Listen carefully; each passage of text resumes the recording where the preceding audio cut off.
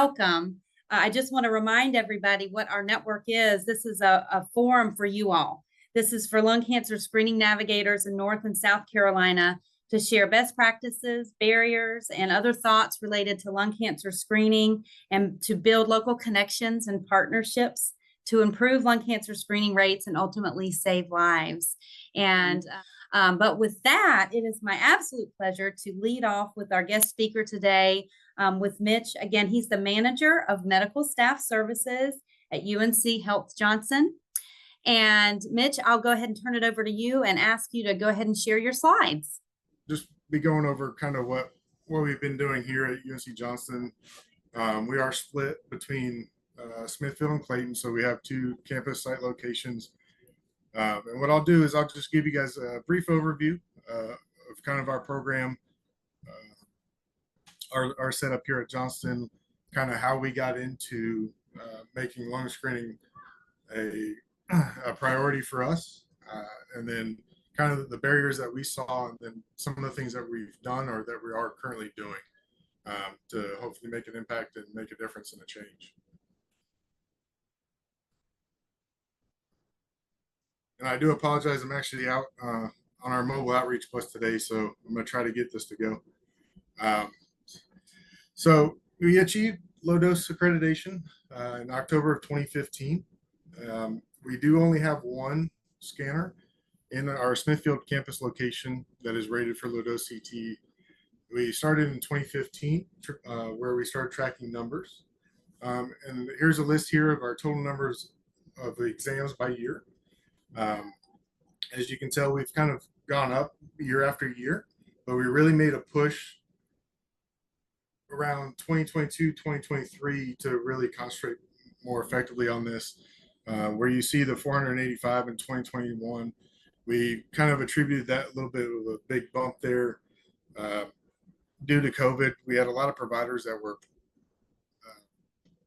basically utilizing low-dose CT to diagnose COVID lung. So we think that was part of the reason for that. So we saw a little bit of a dip there, but that really started putting low-dose CT utilization on the radar. And last year we got to 745 total for the year. And I'll kind of go a little bit more in depth on that over the next slide or two. So our cancer program in 2023, much like most other places, we noticed that our historical data showed that 65 to 90% of our lung cases were late stage 3s and 4s.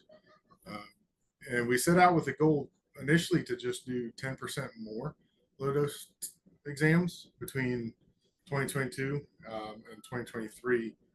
And within the first 4 months there, we had a 71% positive change in the same time frame comparison between 2022 and 2023. And then, as you guys can see there, in a 9-month span, we went down to 57, but we felt like that was pretty good, again, a comparison time frame. And we ended 2023 with 745 exams. So we nearly doubled the amount of exams that we had done from the year prior.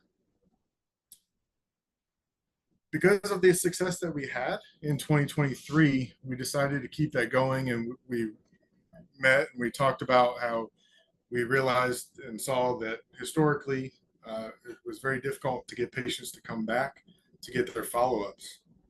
And what we noticed in our data abstraction was about 60 to 80% of our patients did not receive their follow-up, or they received it late by 6 to 8 months. So we set on an initiative to improve in 2024 the compliance rate for return to follow-up. We wanted to improve that by 20% of all of the eligible patients. And I'm proud to say that every month from January to June, we are 70 or better. We're still abstracting July and August currently to see where we're at, but we're fairly confident that we are going to maintain 70% or better. Michelle Ottersbach always really pushes us in saying that that's a C average. Wants us at an A average, which we're trying, but sometimes obviously that can be difficult. But so far this year, as of September 7th, we're already at 749 exams. So we've met and surpassed last year's totals What I can say as well is about 65% of the 749 are return to follow-up patients, and about 35% are brand new patients that have not been screened before. So obviously good things last year in 2023 and this year so far.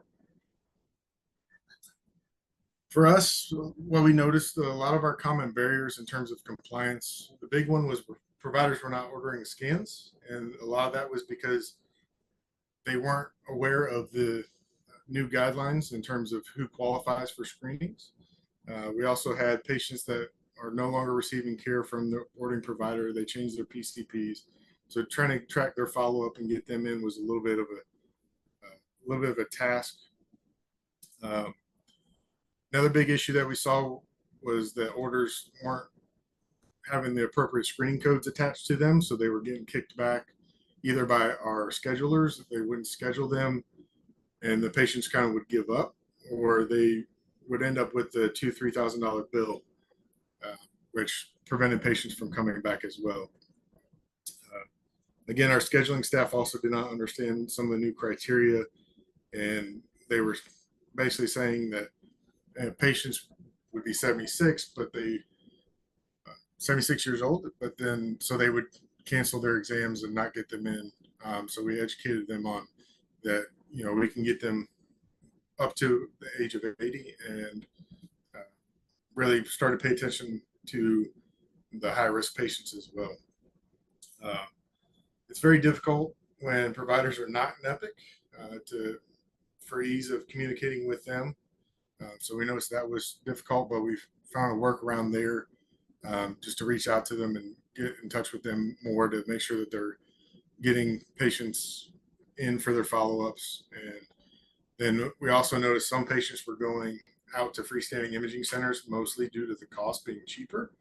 And we attributed a lot of those patients back to the issues with community-wide scheduling and a lot of confusion, and they wanted to get in somewhere where it was cheaper instead of getting that high bill. So what worked for us and how we tackled a lot of these barriers for us was big first push that we did was we mass produced educational material to teach providers and patients about current screening guidelines and the low dose process, just to put them at ease and have that conversation and get that on their radar more effectively that way. We utilized our network development specialist, who she works a lot with our PCPs and a lot of our physicians and reaches out to them and has meetings with them. So we utilized her to really help push this education out there to them and get this education material in their offices. And whenever they get low, they can reach out to her or someone within our cancer program. And we just print more and give them more so they can keep their RAD card areas filled out. We also increased our corporate and community outreach opportunities. Now those two things are the same, but they're also separate.